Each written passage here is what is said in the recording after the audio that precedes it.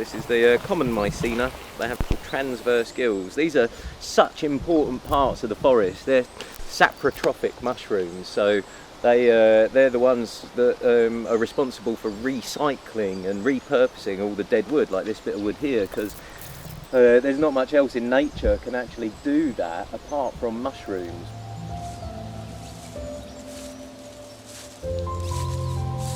There's a few that are distinctive, but there's over 200 different species of these fantastic looking mushrooms.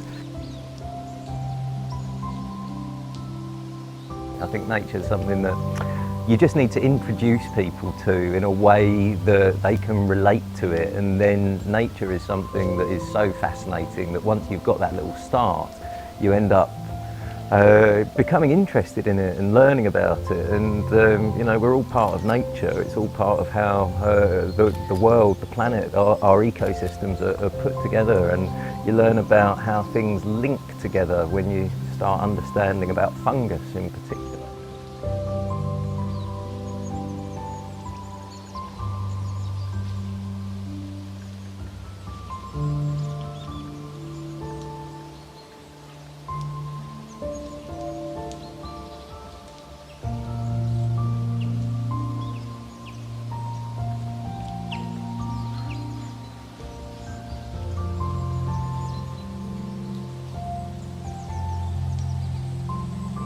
Well, I'm Marlow. I run a company called WildfoodUK. We teach people about foraging and about nature.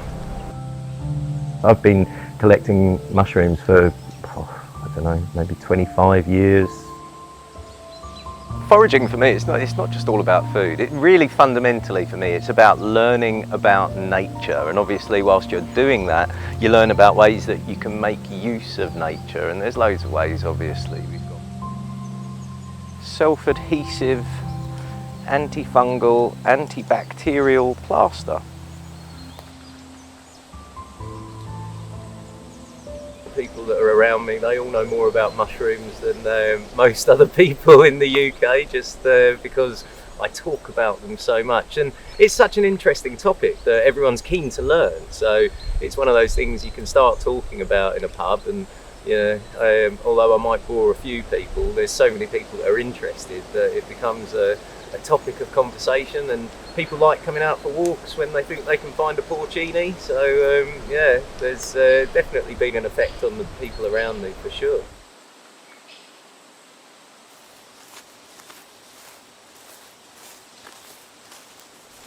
Yeah, and I think what you learn once you spend a bit of time out foraging and in nature is you learn both how fragile and how resilient it is at the same time. You can do damage on the short term really so easily, but nature has a way of fighting back.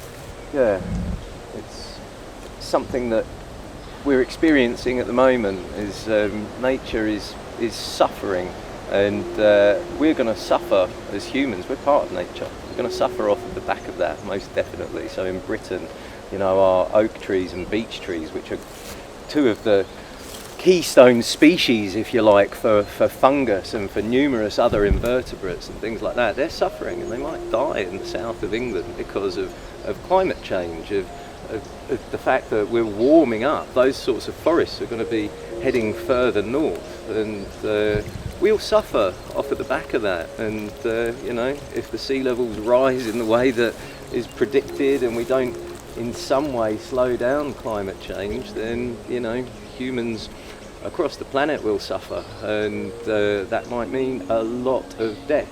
Nature will bounce back, but whether humanity will or not, that's another question.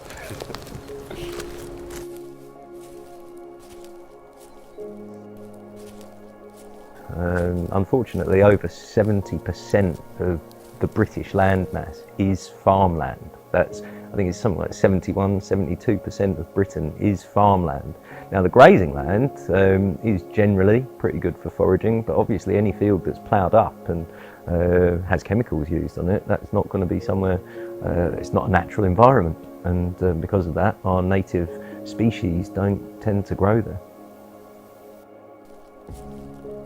If you've got that kind kind of downtime where you can just go for a walk and enjoy the great outdoors and turn that into your job and do it regularly, it's going to have a positive effect on you.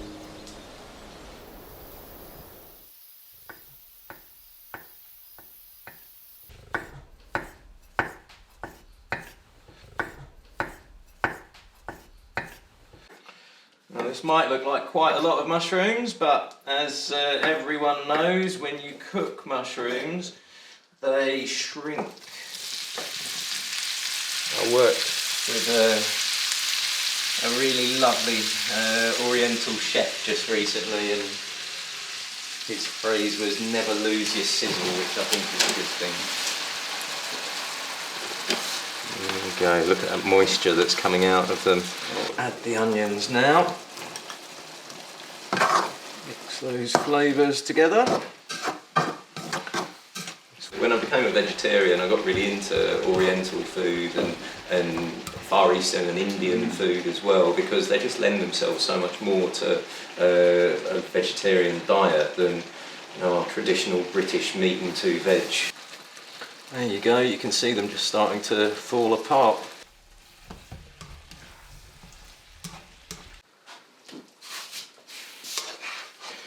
I won't win any awards for presentation, but flavour's what we want.